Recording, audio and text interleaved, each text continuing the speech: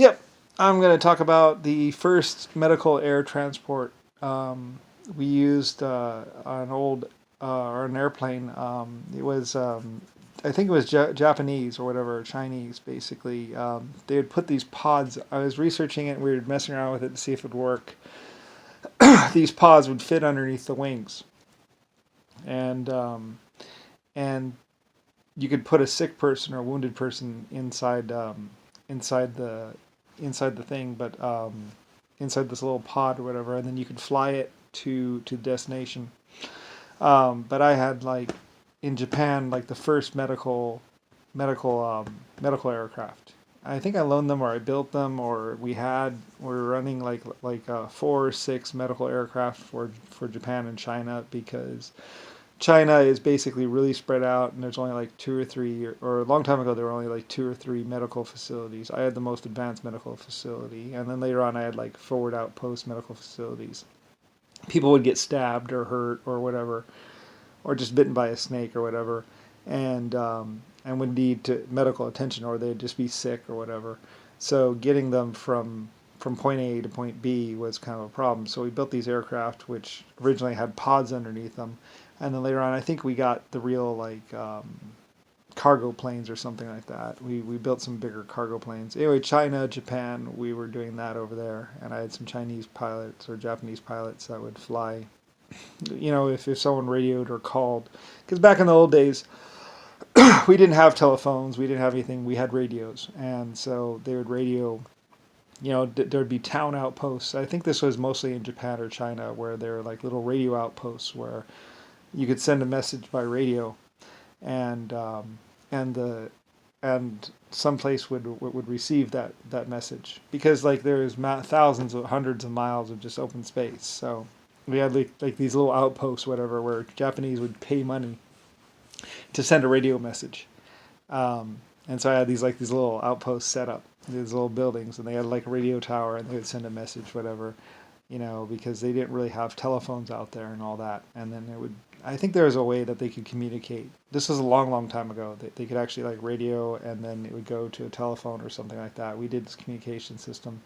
And then later on, as we get telephone lines and everything put through Japan or China, then people can just pick up a phone and actually use a phone. But before that, there were these radio shacks, basically, where you could go in, you could pay like 2 or 3 whatever, and they would send a radio message for you. And I was a part of that. So, and then later on, after that, we were doing, and they could also request medical assistance. Like they could be like, medical assistance, blah blah, and so my people would radio for medical assistance, and an aircraft would fly out. One of my Chinese or Japanese pilots would fly out. A German pilot would fly out and land on a road. And then the sick person would get loaded up inside or put inside the back, and then fly off, and then be flown to one of my medical facilities, land, and then get out, or be pulled on a stretcher out and taken to the hospital. I had a hospital with a jail and a medical facility and some other stuff. We built this little town and stuff. So anyway, it was a long time ago. Like I said, it was a big square building with a big plus symbol in the center of it, and you see it on the shows too. They found it. I spent like 17,000 or something like that in Chinese or Japanese money or whatever to build it. And they also, like I said, they were doing water treatment plant and some other stuff there, and some other stuff and some bio stuff. And that was one facility. And then there was, of course, the Japanese site, which I believe was the triage center for like the terminally ill or really sick people. Things like Ebola. I didn't want to send Ebola to the hospital. I wanted to send it to a triage spot. So we had like this dock, and there was a triage spot, and there were 2 docks actually, one for the dead, one for the live, and like I said, and then there were like 3 hospitals and stuff like that, and anyway, it was a long time ago. So and I also had some mines and stuff like that. I don't really remember. I wanted to go see it actually, because like, I know it's out there, but I've never seen it. So I paid for it and had people there and had to deal with it and stuff like that. So anyway, it was a long time ago though. So was back in my White Star Line days, my Lucifer White Star Line days, before technically I got killed or overthrown or whatever. Anyway, if you call it that. So anyway, I don't know. I mean, technically I'm insanely rich and wealthy and was amazingly well, but I don't know. Anyway, I just treated my people really well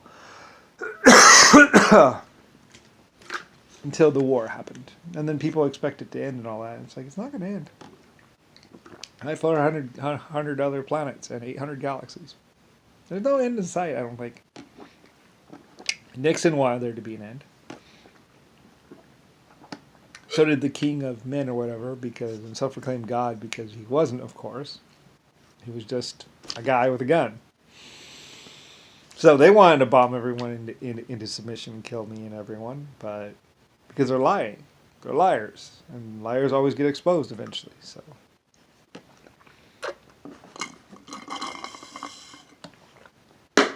Anyway.